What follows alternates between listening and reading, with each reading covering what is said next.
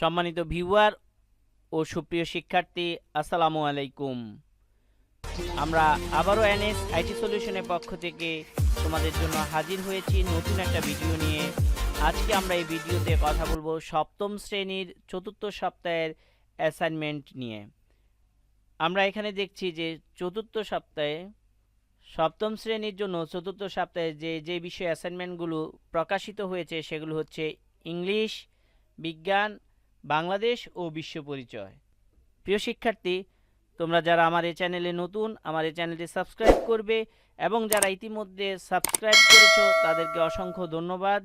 আমরা এই ভিডিওতে দেখব যে এই বিষয়গুলোর নির্ধারিত কাজ বা অ্যাসাইনমেন্টগুলো কি কি।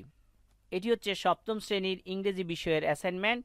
এটি হচ্ছে থার্ড অ্যাসাইনমেন্ট, অর্থাৎ এখানে আমরা দেখছি যে unit and title of this lesson, English grammar and composition, class 7, tense, present perfect, first indefinite, future continuous, article, preposition,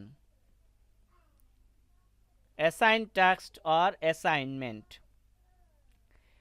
rewrite the passage using correct form of verbs in the brackets। আমরা এখানে একটা যে passage দেখতে পাচ্ছি, এখানে যে কাজটি করতে হবে সেটি হচ্ছে রাইট ফর্ম অফ ভার্বস, অর্থাৎ ব্র্যাকেটে যে ভার্বগুলো দেওয়া আছে সেগুলো সঠিক ফর্মটা এখানে লিখতে হবে। আর এখানে দ্বিতীয় যে হোমওয়ার্কটি দেওয়া আছে সেটি হচ্ছে read your English grammar text from page নং 83 to 89 and do the activities of section B 1, 2 and 3।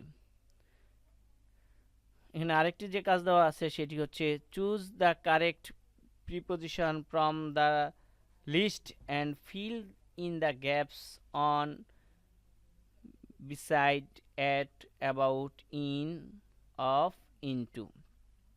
এখানে যে কাজটি করতে হবে সেটি হচ্ছে যে এখানে যে গ্যাপস রয়েছে এই গ্যাপসের মধ্যে এই কারেক্ট প্রিপোজিশনটি বসাতে হবে। আশা করি শিক্ষার্থী বন্ধুরা তোমরা এই right form of verbs and preposition এর সঠিক ব্যবহারটি করতে পারবে। এটি হচ্ছে সপ্তম শ্রেণীর বিজ্ঞান বিষয়ের অ্যাসাইনমেন্ট, আর এটি হচ্ছে বিজ্ঞানের নির্ধারিত 2 নম্বর অ্যাসাইনমেন্ট। অধ্যায় ও বিষয়বস্তু শিরোনাম হচ্ছে ষষ্ঠ অধ্যায়, পদার্থের গঠন, পরমাণুর কণা, পরমাণু ও অণু, ক্ষুদ্রতম কণার মতবাদ, অণু ও সংকেত, সার্বজনীন দ্রাবক হিসেবে পানির ব্যবহার। এখানে নির্ধারিত অ্যাসাইনমেন্ট বা নির্ধারিত কাজটি হচ্ছে একটা সৃজনশীল প্রশ্ন দেওয়া আছে, সেটা হচ্ছে লিথিয়াম, পানি, খাবার লবণ, চক, কার্বন, চুন, নাইট্রোজেন, পটাশিয়াম, অক্সিজেন, আয়োডাইড, লোহা, ক্লোরিন ইত্যাদি কিছু পদার্থ। ক নম্বর প্রশ্ন মৌলিক পদার্থ কাকে বলে? খ নম্বর প্রশ্ন অণু ও পরমাণুর মধ্যে পার্থক্য লিখো। ঘ নম্বর প্রশ্ন উদ্দীপকে উল্লেখিত পদার্থগুলোকে প্রতীক ও সংকেতের সাহায্যে প্রকাশ করে মৌলিক পদার্থ ও যৌগিক পদার্থ আলাদা করো।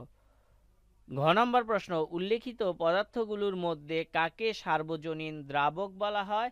কারণ বিশ্লেষণ করো। সংক্ষিপ্ত প্রশ্ন চিনিকে কেন যৌগিক পদার্থ বলা হয়? সুপ্রিয় শিক্ষার্থী, আশা করি তোমরা তোমাদের পাঠ্য বইয়ের সহায়তায় তোমাদের বিজ্ঞান বিষয়ের অ্যাসাইনমেন্টটি খুব সুন্দরভাবে তৈরি করতে পারবে। এটি হচ্ছে সপ্তম শ্রেণীর বাংলাদেশ ও বিশ্ব পরিচয়ের অ্যাসাইনমেন্ট। এটি বিশ্ব পরিচয়ের 2 নম্বর অ্যাসাইনমেন্ট। অধ্যায় ও বিষয়বস্তু শিরোনাম হচ্ছে পঞ্চম অধ্যায়, বাংলাদেশ ও বাংলাদেশের নাগরিক, পার্ট 1, সুনাগরিকের গুণাবলী। ষষ্ঠ অধ্যায় বাংলাদেশের নির্বাচন অবস্থা, পার্ট 3, নির্বাচন কমিশন, নির্বাচনী এলাকা ও নির্বাচনী আচরণবিধি। এখানে নির্ধারিত অ্যাসাইনমেন্ট বা কাজটি হচ্ছে নিচের প্রশ্নগুলোর উত্তর দাও। একজন সুনাগরিক হিসেবে নিজেকে গড়ে তোলার ক্ষেত্রে তোমার যা করণীয় আছে তার একটি কর্মপরিকল্পনা তৈরি করো। 2 নম্বর প্রশ্ন তোমার এলাকায় নির্বাচনের সময় যেসব নির্বাচনী আচরণবিধি পালন করা হয় তা বর্ণনা করো। প্রিয় শিক্ষার্থী বন্ধুরা, আশা করি তোমরা তোমাদের বাংলাদেশ ও বিশ্ব পরিচয়ে যে অ্যাসাইনমেন্টটি সেই অ্যাসাইনমেন্টটি তোমাদের পাঠ্য বইয়ের সহযোগিতা সম্পন্ন করবে। আর আমাদের এই অ্যাসাইনমেন্ট সম্পর্কিত পরবর্তী ভিডিওগুলো পাওয়ার জন্য আমাদের এই চ্যানেলটি সাবস্ক্রাইব করে পাশে থাকা নোটিফিকেশন বেলটি অন করে দিয়ে আমাদের সাথে থাকবে। ধন্যবাদ।